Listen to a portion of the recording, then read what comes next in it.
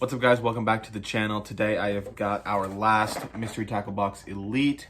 We're going to be unboxing it today. I'm going to try to do it as quick as I can. I just got back from work. This is going to be the last elite box. I'm still planning on getting standard boxes for most of the summer, so we'll still have unboxings. And going forward, now that the fishing now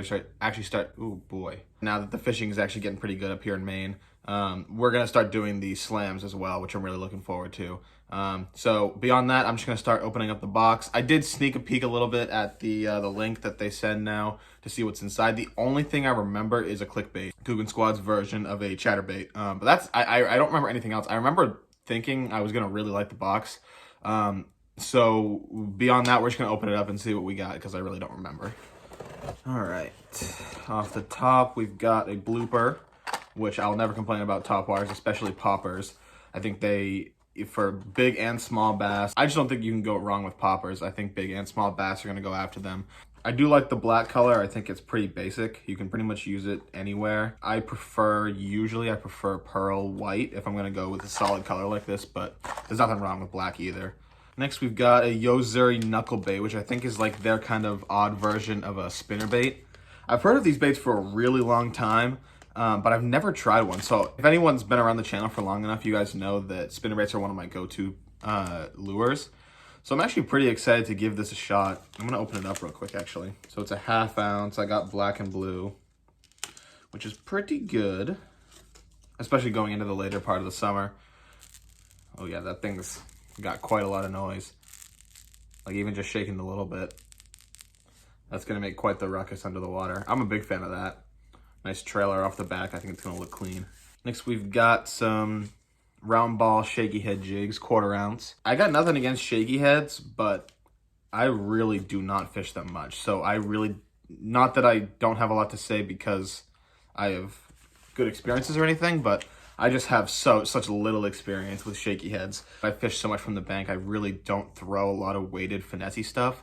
I usually just throw weightless Senkos or something to that effect, or just some standard jig heads for panfish. So I don't have a ton of experience with weighted jig heads or with weighted finessey style baits like drop shot. I've never thrown a drop shot. I have thrown a shaky head here and there, but I've never really had a ton of success on them, and I don't really know all that much about them either.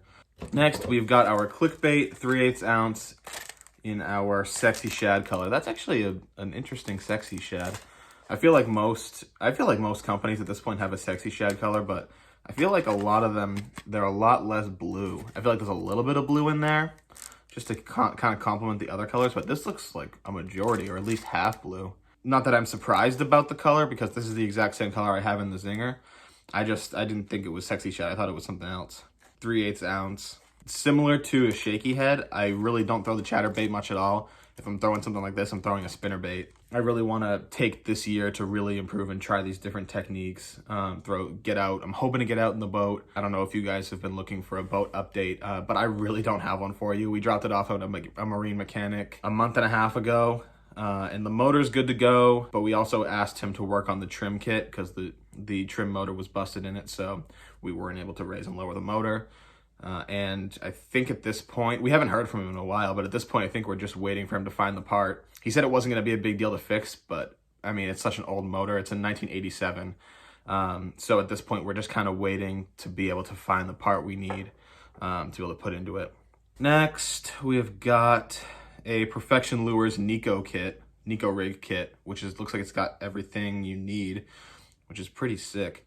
You've got your, looks like maybe a green pumpkin or worm plastic. It's already got your rings on there ready to go for you.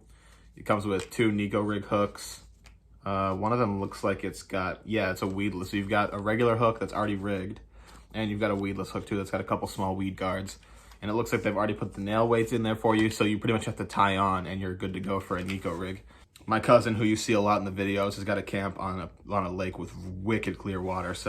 And they've got their John boat ready to go up there. So hopefully over the next month or two, I'll be able to get up there with him, do some fishing with him, and give this a shot. Next, we've got BioSpawn Plasma Tails, which is another bait I've really wanted to try for a while. Mostly because I think they're mostly made to pair with a shaky head. But as far as I know, it's kind of big for a drop shot weight, or a drop shot bait. But you could drop shot it. I mean, I don't see why you wouldn't be able to. Yeah, it even says on the front here, it gives you a couple rigging options, shaky head, drop shot, and a Texas rig. I don't know that I would Texas rig this, mostly because I'm so used to Texas rigging cross style baits, and that's what everything feeds on up here in Maine, at least in my experience. So I probably wouldn't Texas rig it, but it's something I mean, maybe I would. I mean, Texas rigging is the style I'm most familiar with out of those three. So if I want to just try to catch something on the plasma tail with something I'm more familiar with, maybe I will throw it on a Texas rig. I can pretty much guarantee they put these in the box together so you can pair them together. Because I think ideally a big finessey bait like this is ideally made for a shaky head. So this is something I definitely want to take out. So we got two more. We've got a brand I've never heard of, I don't think I've ever gotten them in a mystery tackle box. It's a, hopefully I'm pronouncing this right, Somatis baits. Just looks like, it doesn't say what it is. I'll open it up real quick, but it just looks like maybe like a mix between a tube style bait and a curly tail. Oh no, it's a craw.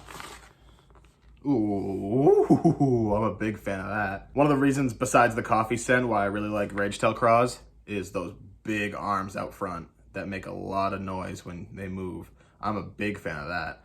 And I like the smaller body too, so you don't have to waste quite as much if you want to throw it on a jig. I'm in love with that. That's gonna be one of the first things I throw when I get back up to my camp. That's gonna absolutely slay. I'm in love.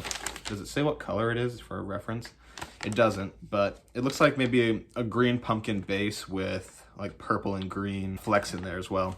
So I would say mostly natural, but if you've got some grass or some cover, those flecks in there are enough to create some flash and an interesting presentation.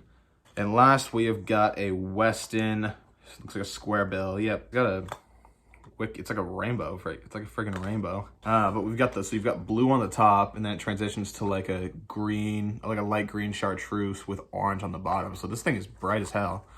I would imagine, I mean, crankbaits, I feel like crankbaits are a lot of people's go-to. Spinnerbaits have always been mine, honestly, and just because I've always fished off the bank, I've never thrown a bunch of crankbaits, just because you're always gonna get grass on them.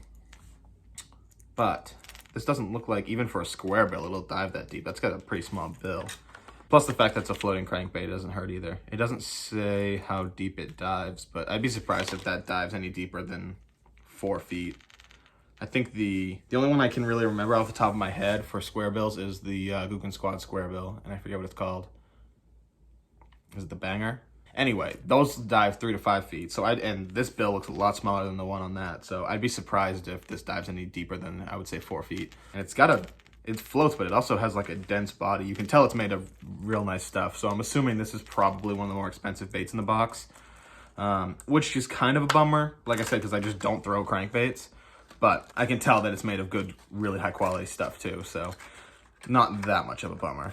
Yep, the Weston was the most expensive at $11.99, and the Ozeri was tied for second at $9.99 with the pre-rig Neko kit.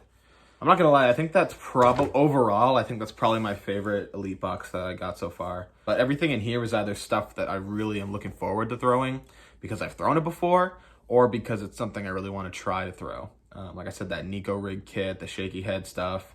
So that's going to do it for the video today, guys. Officially, as far as moving forward, like I said, I'm going to be getting some standard boxes to do some slams with. I don't think I'll do a full Elite slam because it's a lot of baits, but moving forward, I'm going to start using some of these baits because what's the point of unboxing them and then never using them again, just putting them away. Perch run is over. I've posted, Hold on, I gotta check. It's either 1 or 2. I think I posted 2 videos. Yeah, the Warren Bobber video and the back-to-back and crappie. Now that I'm home and I have all the footage and the perch run's officially over, I think I've got footage enough for 3 more videos. So I'm gonna slowly be starting to put those out. I don't have any upload schedule for them, nor do I have an upload schedule for the summer right now. Only because I'm working a lot right now. I could go a week or 2, or at least 2 weeks without uploads. So I'm looking right now. It just says 1 week ago for the last video, but it's been a while since I uploaded. So it's probably close to 2 weeks since I uploaded today. And I will put out the unboxing today, but After that, it may be a little bit until you guys see a video, but know that those perch run videos, once they release, they'll come out pretty quick succession of each other. And I'm gonna start really putting my nose to the grindstone and doing some fishing down in southern Maine as well. Either using these baits, ideally this summer, because I've got a little more time, not in school. I really want each video to have a purpose. It's more like, oh, I'm going fishing, I may as well take the GoPro. But I really enjoy making these videos for you guys, so I really want each of them to be different and unique. But it is gonna be hopefully more than just go to that spot that I always fish and fish the lures that I always fish. Watching it from my perspective, stuff can get repetitive, so I can only imagine how it feels for you guys watching it over and over again. So that's gonna be the goal moving forward.